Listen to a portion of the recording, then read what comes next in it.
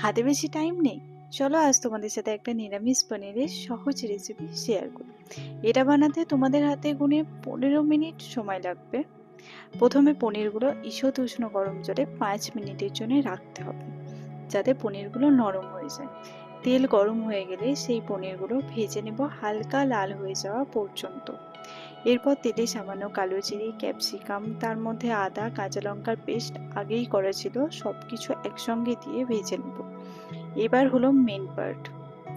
Half glass ঈষৎ উষ্ণ গরম জলে 3 চামচ কনডেন্স মিল্ক দিয়ে ভালো করে গুলিয়ে নিয়ে ভাজার সাথে মিক্সড করে দিতে হবে। তারপর ভেজে রাখা পনিরগুলোকে সব কিছুকে আর একবার ভালো করে মিক্সড করে নিলে রেডি হয়ে যাবে নিরামিষ পনিরের রেসিপি। আর এটাকে কি নাম দেওয়া যায় বলো তো, তোমরাই বলো। এটা আমার বৌদি ভাইয়ের কাছ থেকে শেখা। সত্যি বলছি, এই রেসিপিটা এত ভালো লাগে খেতে, ট্রাই করে দেখো কিন্তু।